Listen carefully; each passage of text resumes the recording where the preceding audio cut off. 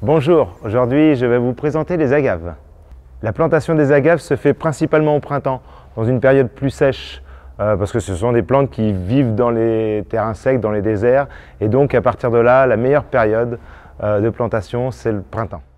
L'origine des agaves est principalement mexicaine.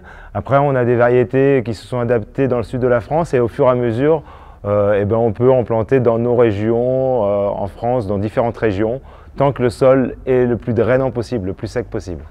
Pour la plantation, c'est principalement en terre sèche, donc dans les sols très drainants.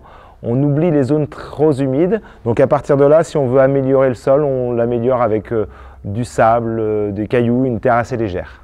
Après la plantation, on n'a pas besoin d'eau pour une agave, c'est ça l'avantage. On a juste besoin, peut-être la première année, d'un grand coup d'eau si on a vraiment une période de sécheresse, mais elle s'adapte très bien au sec, et puis à partir de là, c'est pour des années sans arrosage. C'est ça l'avantage de l'agave. Alors pour l'agave, l'inflorescence, elle est impressionnante. Elle va monter jusqu'à 4-5 mètres de hauteur pour ce genre d'agave. Par contre, le jour où elle fleurit, le pied meurt.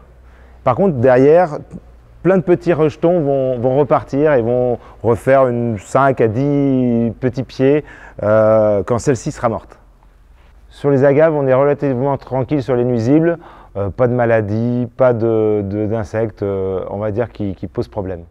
Les agaves se plantent forcément au soleil, c'est des plantes qui vivent dans les terrains secs, Mexique, du sud de la France, et donc derrière, la plantation se retrouve obligatoirement en plein soleil et à l'extérieur.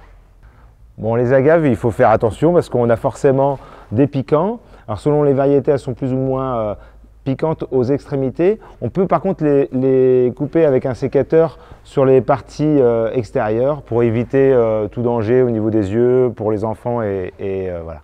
Donc c'est à planter plutôt dans un endroit où on a peut-être difficilement accès pour les enfants. Alors sur les agaves, il y a une multitude de variétés, plus de 100 variétés. On a sélectionné les plus résistantes, donc la plus connue c'est l'Americana ou Americana variegata qu'on voit ici. Donc l'avantage de l'Americana variegata c'est qu'elle est panachée, sa petite panachure jaune.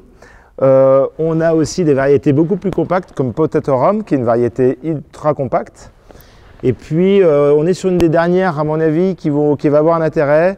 C'est une variété semi-compacte avec des grosses feuilles et c'est Ovatifolia.